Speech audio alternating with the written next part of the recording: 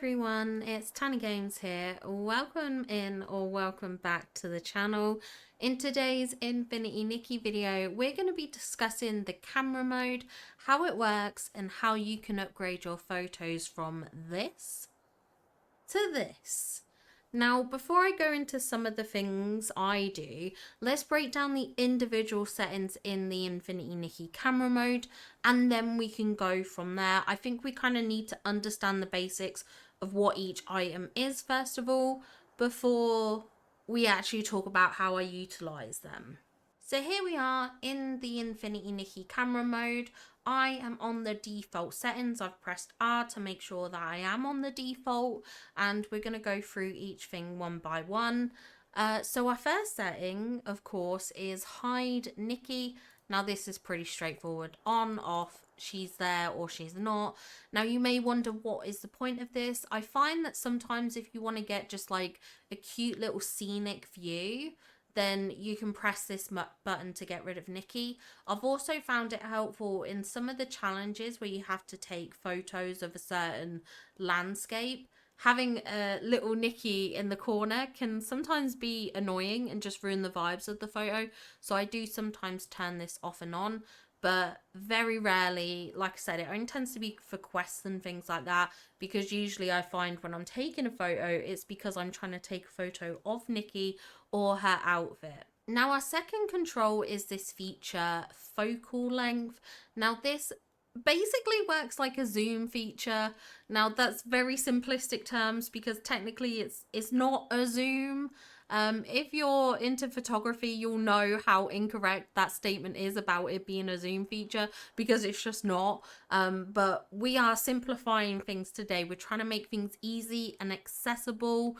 Obviously, if you wanted to know correctly what focal length is, it's basically the optical distance from the point where the light meets the inside of the lens to the camera sensor. A long focal length will bring distant subjects closer, and short ones give you a wider angle. So that's hence why I said it works like a zoom feature. That's why when you adjust this, you get a closer view or a wider view. So it gives you that wide camera view or that close-up view. And obviously, if you're trying to take a photo of Nikki, a close-up view is better. If you're trying to get a sort of landscape horizon shot, a shorter focal length is better, because you get a wider viewpoint.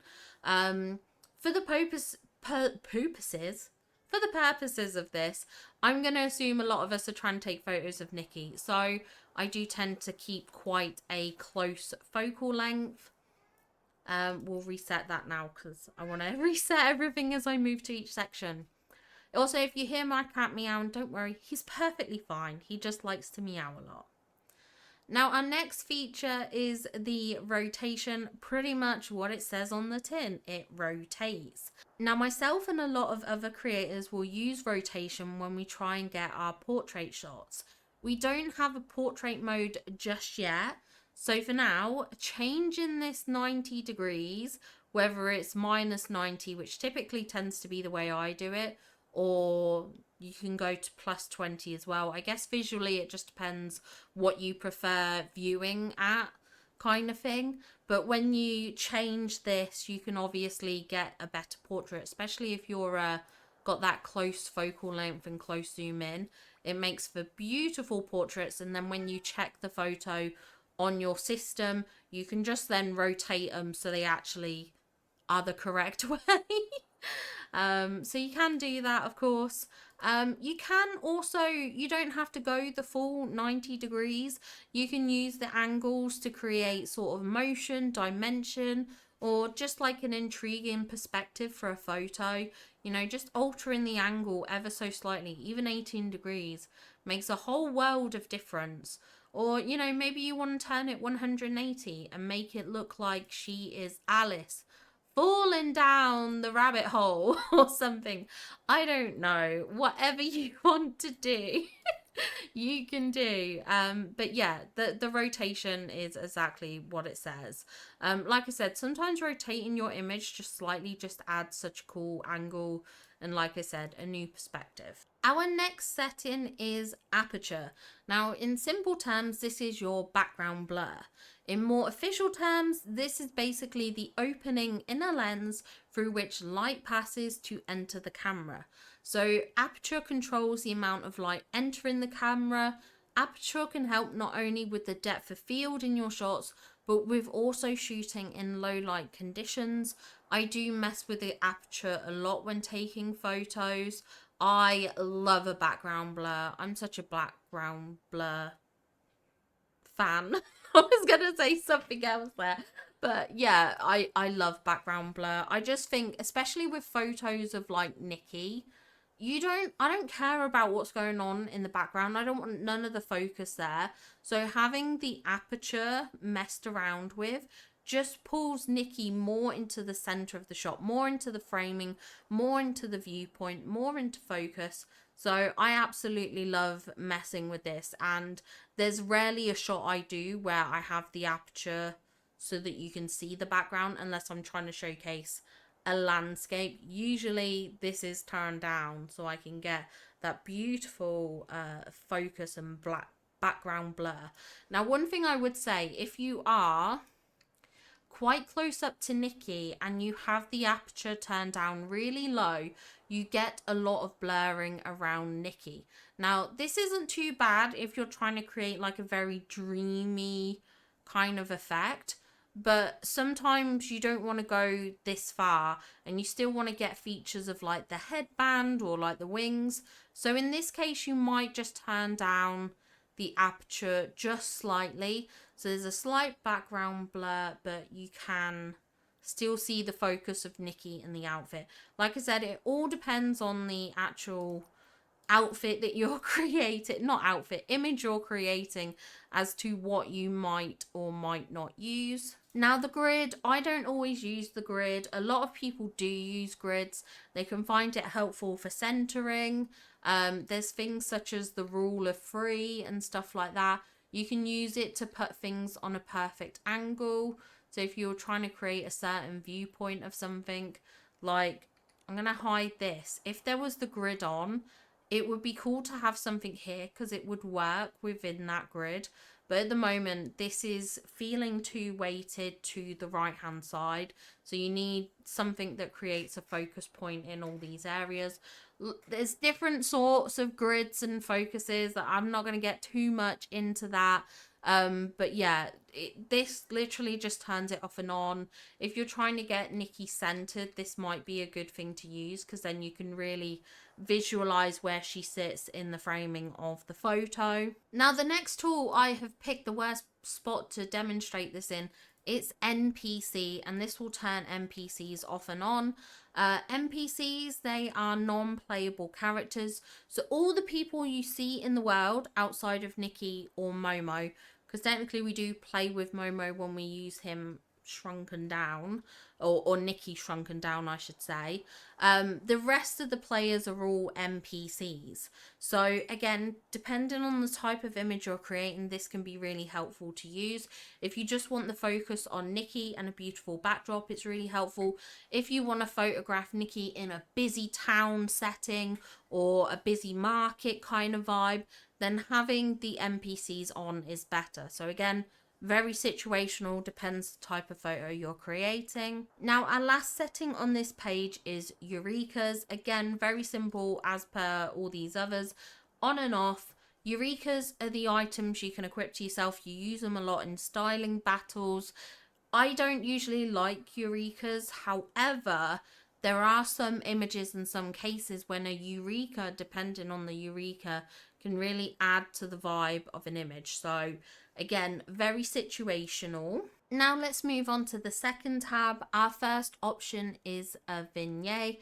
Now the vignette adds a dark shadow around the edges of your photo. Now I love a vignette. You're gonna have to pry the vignette filter or feature from my cold dead hands before I ever give it up, because literally I'm obsessed. A vignette, I think, makes every photo better. Well, I say every photo better. Technically, that's not true, but most photos better. So I love it. It's perfect for darker, moodier shots.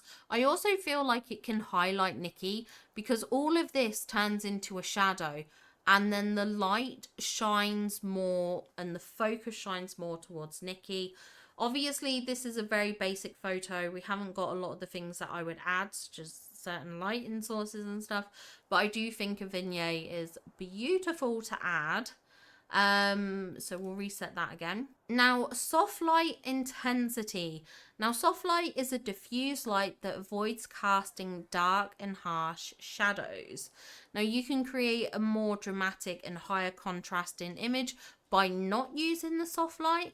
However, soft lighting does have its place for brighter, sometimes slightly more flattering images.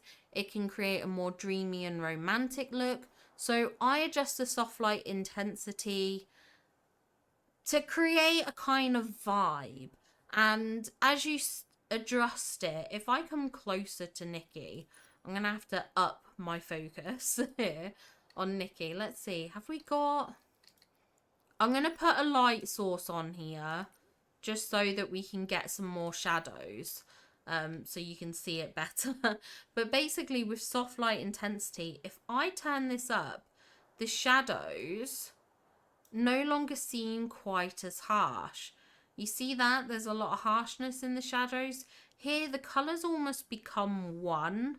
So that is something that happens with that. And the soft light range basically is the coverage of the photo. So consider it an added scale to the intensity. So you can turn the intensity up or down, and you might want not a lot of soft range, or you might want quite a bit, so you turn this up high so it gives soft light across the whole image, or you turn it down so it's only a slight amount of soft light. So again, it just depends on the vibe of your image, what you're trying to achieve and things like that. But I tend not to have a lot of soft light. I'm not gonna lie, I like a contrast image. Now, our next feature is brightness. Now, brightness will adjust the whole brightness of the image. So it's a simple tool for changing the overall lighting of an image. Brightness enhances the visuals of both dark areas and light areas equally. And that's kind of important to know because of we're going to get into exposure and stuff like that. So you see here, everything brightens, absolutely everything, even the darker spots. And it's kind of like an equal brightness added to it. Again, I think this can be useful to use depending on the mood you're creating. Now, the exposure slider works slightly differently to brightness. Exposure is the amount of light that would reach your camera sensor. Exposure isn't that simple to break down because with a camera, different features work together for the exposure. You have things like shutter speed and aperture. So in terms of what you need to know for infinitynikki, basically it adjusts the brightness intensity. It can affect how washed out an image can be. Underexposed images can be quite dark and you can lose a lot of details in the shadow, whereas overexposed images make you lose details in the brightest areas. So most people do want a balance with exposure. However, it can be used to create some cool effects or some focal points within an image depending on the lighting and setting you have. So at the moment our exposure was on -2. You can see here everything kind of gets quite dull, but we do still have some brightness coming from the lighter areas of the image, like the pinks of the wings, some of the sparkles on the dress. Whereas when we turn this exposure up, all the bright areas become glowing. It is an overwhelming amount of light. So you can see this is a bit much. This is a bit much. But you could sort of adjust the exposure if you wanted to add those little bits of brightness. Or again, like I said, turning the exposure down adds a lot of darkness to the shot. Some of the darker points get real dark, but we still have some lightness coming through from some of these other bits. Now, our next setting is contrast. This is one of my faves because I personally, I quite like a high contrast image. I mean, this is too high. I would use this with other settings. I wouldn't go as high as that with the current lighting. But it depends what you use. I don't like a low contrast image. This is a low contrast image, and I am not a fan. As soon as we start bumping it up, oh yes, I love it. I love it. Contrast will basically increase the difference between the lighter areas versus the darker areas of your image. The higher contrast, you can get more intense colors, highlights, shadows. Like the shadows get real dark and the highlights get real bright. Um, you can go too harsh or too subtle with the contrast, so just be aware of this when taking photos. As I said, a low contrast photo can lead to an image appearing flat or dull, whilst too much contrast can be quite harsh. Our next slider is saturation, and saturation is the intensity of color. A black and white photo has no color saturation for reference. So if I turn this down, you can see how it kind of goes very grayscale. I've done it with the natural saturation as well, because obviously that affects the saturation too. If you want to create the black and white sepia or grayscale photos without messing around with the filters, then saturation's a good tool to use. It can also be helpful when you have an image with a lot of soft intensity lighting, because it can add some color back to an otherwise dull looking image. So if I change this back, I'm going to quickly go into soft light intensity, add this up, add this up. You see how this has a lot of the same almost like color?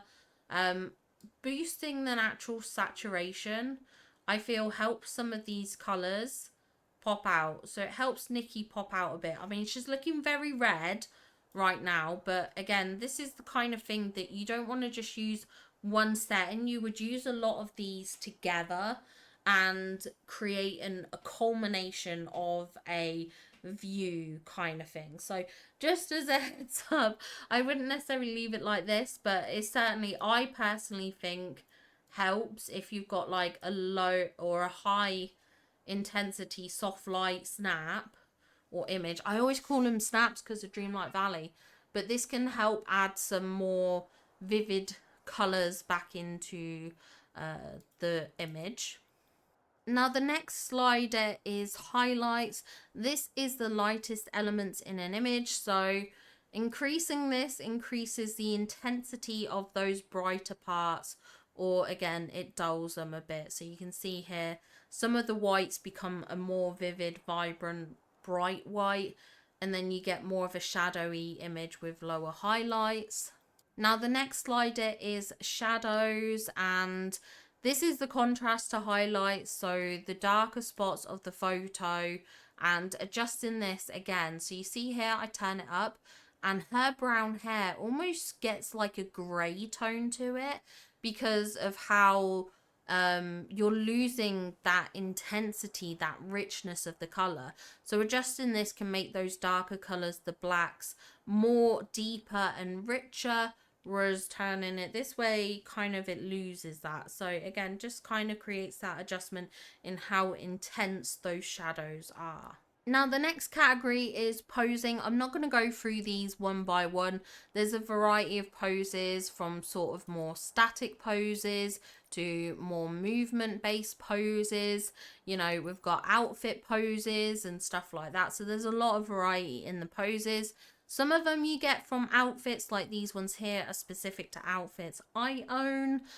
There are also improvements you can make to the camera, and when you upgrade the camera, you can get some more poses from that.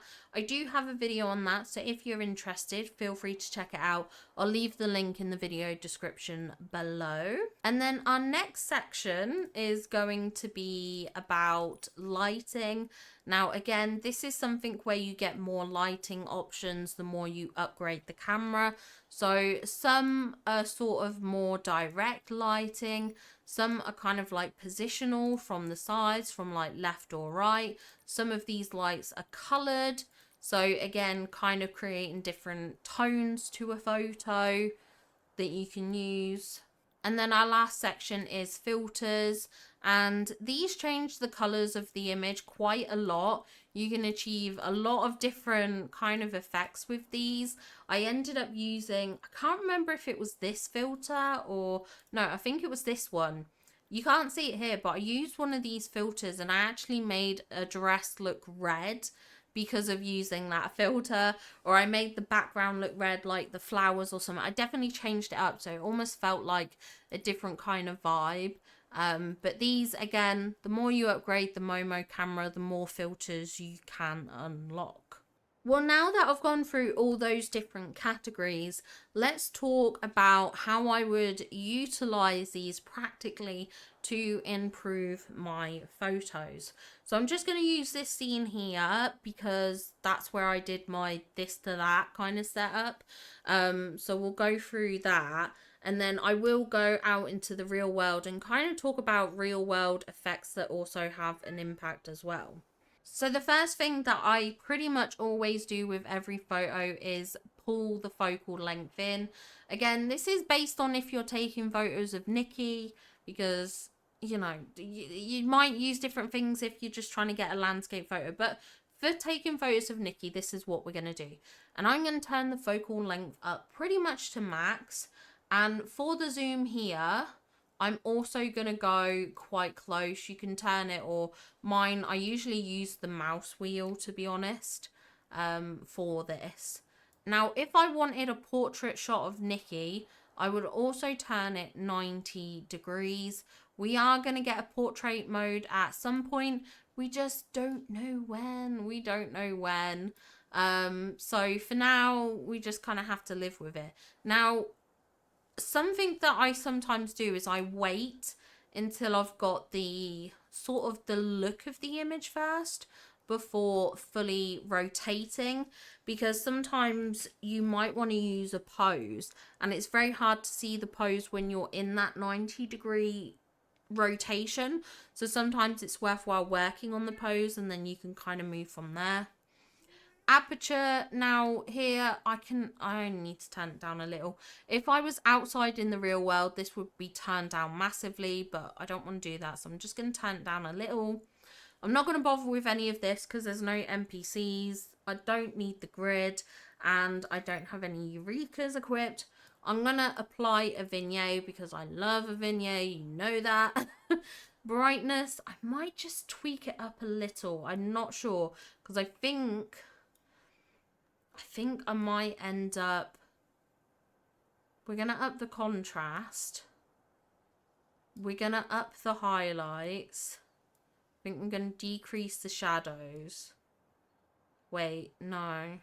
Yeah, perhaps. See, sometimes you might adjust things.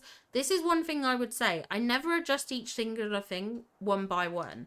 Because as soon as I add lighting onto this, everything changes. And this is one of my favorite lightings to add if I'm trying to create a natural light kind of on Nikki to bring her into focus. Again, you can adjust the intensity of this. Usually it sits at 50 or more. It depends on the lighting of the scene I'm in as to how much I up it. A lot of the darker shots that I do at night, I tend to adjust this slightly more. Let's go back to the graphics here. We might want to turn down the contrast just a little. No, I don't actually. There, I think about there's right. Highlights, turn down. Yeah, I want to turn my highlights down. My shadows, about here is quite good actually, about the 0. I think. Natural saturation, I might turn up just a scooch, just to add that colour in. Do I want to add soft light intensity? Do I want to go more ethereal? Perhaps we can use it. Okay, I'm going to leave it at that for now. And then we're going to go into a pose. Now, the pose I used was this pose. And what you can do with some of these outfit poses is you can, in fact, pause them. Now, depending on what you're trying to take a photo of, sometimes it's worthwhile pausing, sometimes it's not. So when she is playing in motion, you'll see her hair moves a lot more.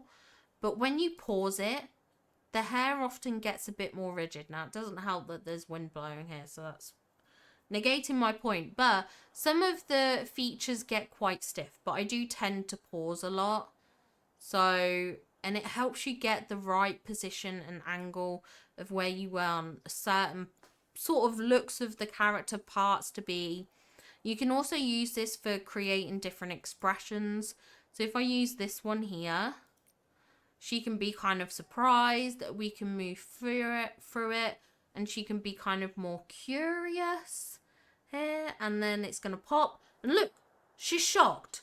She's shocked. She's concerned. She's surprised. She's sleepy. She's amazed. She's looking around. She's confused. She's happy. Do you see what I mean? There's like lots of different things you can do here with this, depending on the look you want to achieve. Like, this is gorgeous, and especially with this lighting effect from this Arosa pose is just absolutely beautiful. It's just so stunning. Yeah, you can just adjust this as you like. And now she's kind of like more of a praying pose, and now she's impressed and amazed. Like, there's so many different ways you can utilize this and everything like that. Like, sometimes she does look a bit weird, but you can change it to like kind of your advantage, depending. Like, here's her eyes closed. You know, it just really has a bit of an impact on how she looks and her appearance, and sort of the ways you can get her face to look can be quite expressive and stuff like that. Like, this is a more static one, but there are some that are a bit more movement-y, like this. Some of the poses when her eyes are like half closed are just so funny, but it just shows you can get that little bit of extra movement within her, that little bit more expressiveness and things like that. Like, I especially, this is one of my favorites, and like when you get her just like mid-spin, it's just so pretty, I think, personally. Like, getting this viewpoint is like so pretty, I think, personally. And then you can get this, like, if you want her to look like she's very graceful, you can have like a pose like this. I just think it's so elegant. And again, depending on what you were doing, if you were, for instance, outside using the moon, one of the things I do a lot is if there's moonlight, I use the blue filter. It literally says moon blue and left and right. And then it kind of creates like the light that would be coming from the moon. So again, lots of different ways. Some of my more spookier images, I've used the red lighting. Some of the more magical ones, like things like the Vivid Aurora, because they add like this multicolored glow, they're just so cool to use. But this one, this bottom light's very, very pretty. So let's say I love this, I like this, but I don't quite like the overall colors in the image. I can go through some of these filters and kind of achieve a different look. Like, you see how this has almost like a pinkish wash to it? This one's got like a very orangey glow. Again, you can kind of turn down the intensity of it if you wanted or not. You can keep it turned up or not. So again, this adds almost like a purpley tone to it. This adds like a blue tone to it.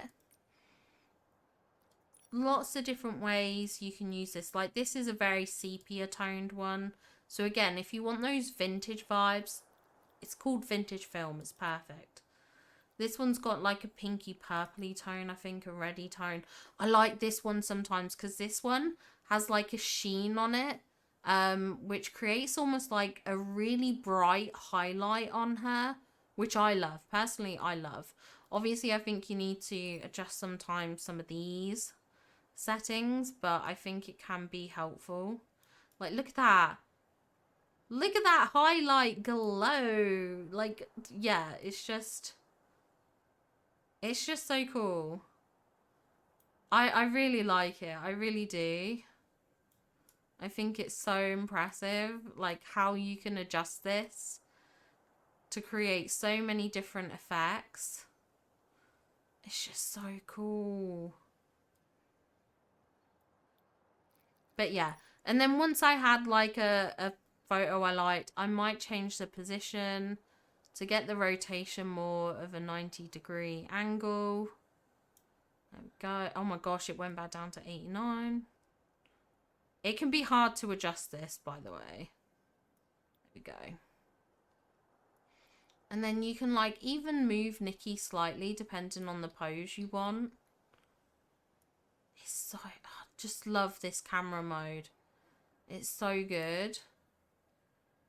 We can have it where we're like looking down, so it's like she's proper bowing down. We can see her face if we want to. Like, I just think it just so good. It's so good. I love this camera mode. It's so freaking good. It's so cool. I love it. I'm obsessed with it, literally. I haven't had a camera mode that's been this good in a game that I've personally played. But I appreciate other people play different games and stuff like that. So maybe someone else might be like, oh, actually, this has a way better camera mode. I don't know. I don't know. But I just know what I've gone off and what's in my experiences. And I love this. I think this is fantastic and brilliant. Absolutely adore it. And I just think it improves the photos massively. Now let's do a quick explore outside so I can talk about some of the outside features. I do want to do a video if people are interested on some really cool spots where you can take photos, like this area in the Dream Warehouse, which all credit to Emmy Bouquet for this spot because I love this spot. If you want to kind of like a shadowy, hazy background, this is perfect. This is perfect. I love this spot. But yeah, let's head outside. Let's go to some spaces and I can talk about some of the ways the environment can work for photos. So I'm just going to restore everything to default for you here. And what I'm going to talk about is the outside world. So here we are. Our lighting source is coming from this way. Somewhere you can tell because when you look at it, you get that kind of like hazy kind of glow. Looking at the clouds, not at Nikki. Because I know she kind of goes invisible depending on the angle. So you can see where the sun basically is. I mean, you can see based on the shadows as well that are forming on her face that the light's coming from like this side. So off in this direction. But you see here, it creates a different light. When you look at her like this, where the sun isn't shining sort of directly at her, compared to when you turn her around, you can see how you get some of these harsh shadows on her face, which is not always ideal, to be honest. So sometimes you do want the sun on her face, but you just need to make sure you're positioning her in a place where you kind of don't get those shadows cast across. So this one, the sun is, I would argue, more directly in front of her. So a lot of the shadows are kind of more directly under the features of the headband. But if I turn her slightly, you can see how the shadows creep across her face more. Whereas just turning her like this slightly more, so she's more in the focus of the sun, kind of remove some of those harsh shadows. So something you need to be aware of when you're taking photos outside is the lighting. Obviously, taking a photo like this with Nikki's back to the sun means she doesn't have as much light on her face. You can compensate with that with like this bottom light, for instance, and it will add a lot of light onto her face, even if you don't have that kind of light source directly on her, that natural light source. So just be aware of that. Also, you can see here how the aperture works. That blurred effect really increases in the outside world. So yeah, things like aperture really play a part when you've got more of a background to blur. Now, the next thing that I'm going to want to talk about is the moonlight, because the moonlight works like the sun does. It is a source of light. Now, where is our moon? It should come from over this way somewhere. It might take a minute to show up. It does take a little bit. There it is. There is the moon coming in. It's so pretty. I absolutely love it. So you see how when I'm facing this way, there is light on me. I turn around, I am in shadow. The moon is a light source. So here we go. We see ourselves. We're in shadow. The moon is behind us. I'm going to turn Nikki around. And I'm going to turn our camera around. And you see here? You see here? She gets shadows. She has light. The moon is a light source and works just like the sun does. So just be aware of that, of course.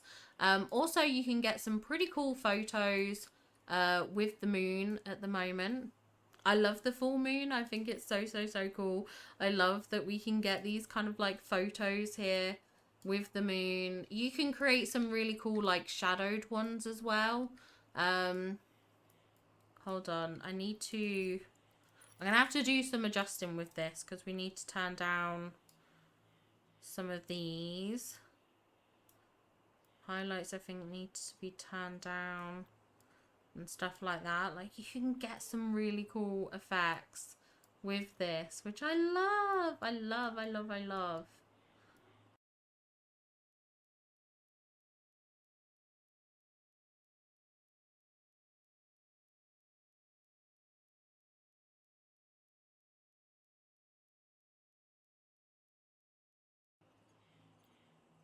Oh, I'm sorry. Look, I'm just playing around at this point. Look how magical and ethereal that looks.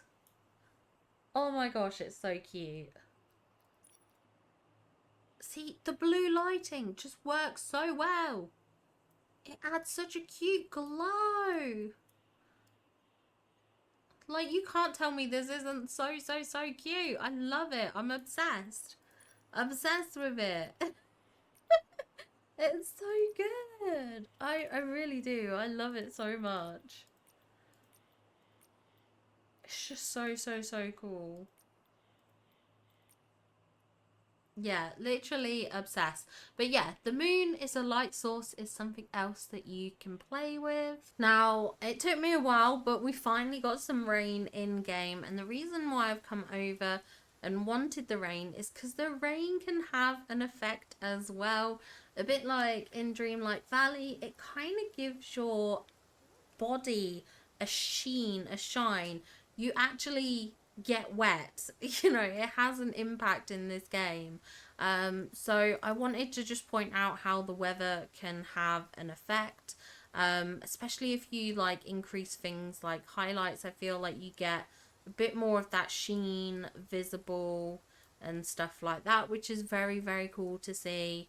Yeah, you just have to kind of play with it as you can to get the best from the effects, especially adjusting the contrast. Look at that. You can really see those droplets and stuff. All that shine on Nikki and stuff from that weather, which is very, very cool. So yeah, just a little kind of like heads up of some of the stuff that you can do as well with this is that you can create these effects using the weather. We'll put a bit of light on her as well. Maybe we adjust it to a different form of light. Not liking any of these. Oh, I quite like this actually.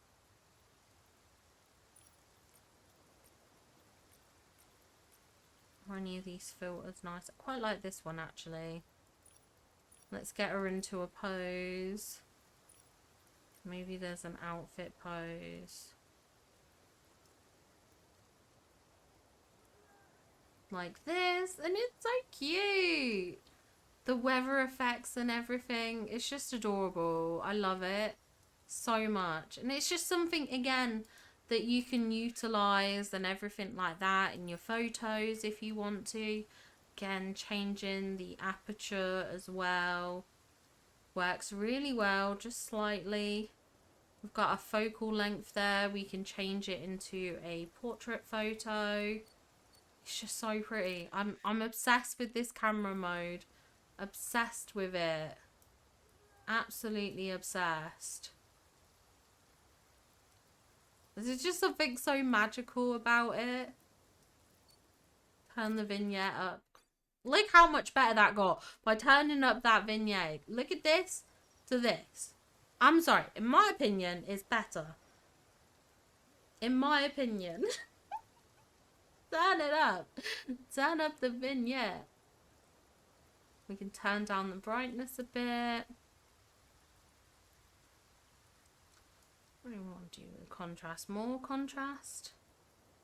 Yeah, more contrast. We'll put up that contrast.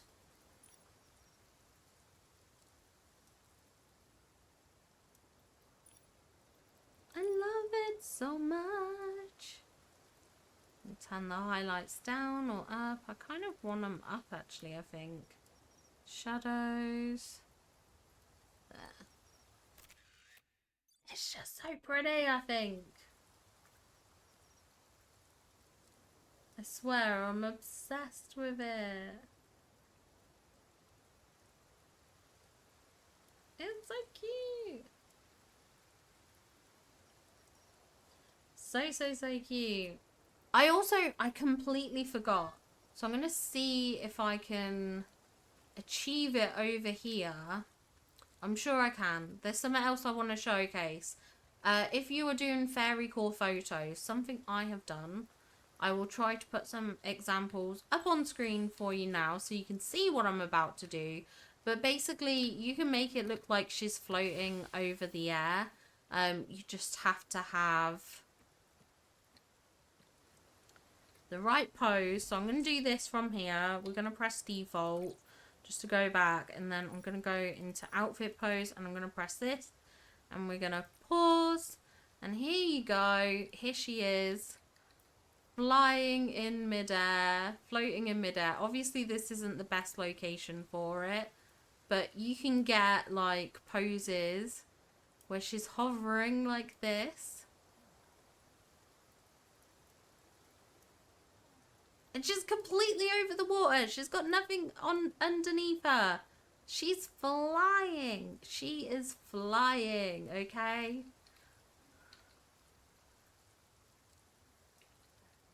And you can do stuff like that if you have certain poses where she walks. And I actually use this pose to put myself inside of the Ray and Wings bakery, because you can't really get behind the bakery stall. If you use that pose, you can do. And I made it look like I was working in Ray and Wings. So just a heads up, you can use poses to almost glitch yourself into certain places that you usually shouldn't be. Another thing you can do, hold on, I'm gonna have to see if I can actually do this right, because I'm not sure if I'm going to be able to be honest. Where's my, I have got my whimsicality. Okay, let's see. I need to find a chair. Okay, I'm going to go to the, to here. I'm going to go on to here. I'm sorry, by the way, that this video has gone on so long. I didn't mean for it to go on so long, but there's so much that you kind of have to cover. It's really hard to do it in basics. I'm hoping this still works. It might take me a few attempts, so I might cut the footage a bit until I've got it to where I want it to be. But we're gonna try. We're gonna try and see if we can achieve this effect. I can't take credit for this. I saw it on TikTok, I think I did. Okay, here we go. This isn't perfect, I must admit. You know, there's definitely things that could be improved upon for this, for the positioning. But basically, I've kind of made it so that she's using the chair and the tables from the banquet set, but you kind of have to glitch it. But it's definitely giving me very Alice in Wonderland vibes, this. Which is kind of cool, I think, personally, and stuff like I like it. I like it. Obviously, I'd probably try and change my outfit and stuff. I wouldn't necessarily wear the wings and whatnot, but I think it kind of works. I think it does. She looks really sad though. I don't like that she looks really sad. She does. She just looks so sad. But yeah, you can glitch it, and basically you just have to place the chair and the banquet table over a pre-existing chair, and this one's apparently quite a good one to do it with. Oh, I pressed the wrong button. It helps when you press the right button. But yeah, it takes a bit of adjusting and everything like that to kind of get it exactly as you want it. It's not easy, I must admit. You do have to fiddle around quite a lot. But I kind of like, that's getting there. That is getting there. Let's see. Obviously, depending on the banquet table you have as well, it's random, so you have to press it a few times. It's not... I wonder if... I don't know if it's just because of where it is or not. Like the seat direct... Oh my gosh. That feels like it's near on perfect. Okay.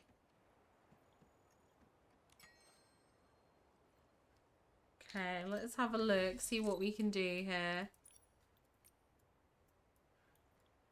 Oh my gosh, my camera's a little bit stuck.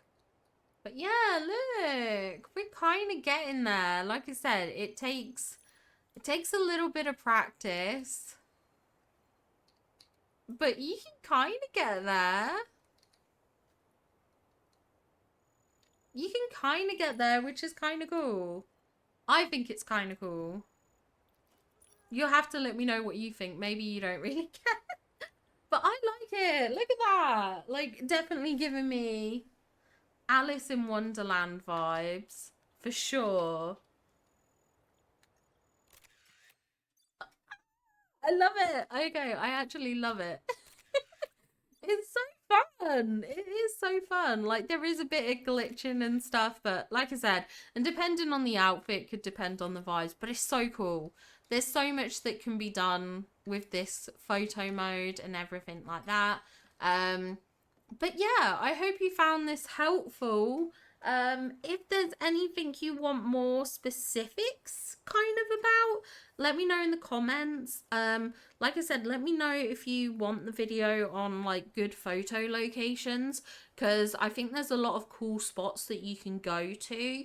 But yeah, this is the video. Hopefully this helps improve your photos. Really play around with those settings. There's no right or wrong kind of thing. It's all fun, it's all creative. If you want to check out some of my photos that I've made, check out my Instagram, check out my Twitter, check out my Blue Sky. I have a lot of posts over there, and I do occasionally post in Discord when I remember, which I need to get better at. But yeah, feel free to do so. I feel like I've come up with quite a few good photos. I like to think I'm relatively good. I'm not the best, but I think I get a decent photo. I think I get a pretty photo. But yeah, hopefully this helps. And like I said, if you need anything more specific, let me know in the comments down below.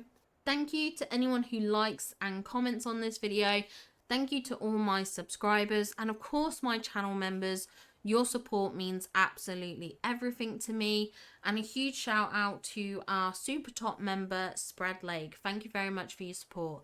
Anyway, that's going to round up this video. I hope you have a wonderful rest of your day, and I'll see you all in the next one. Bye guys!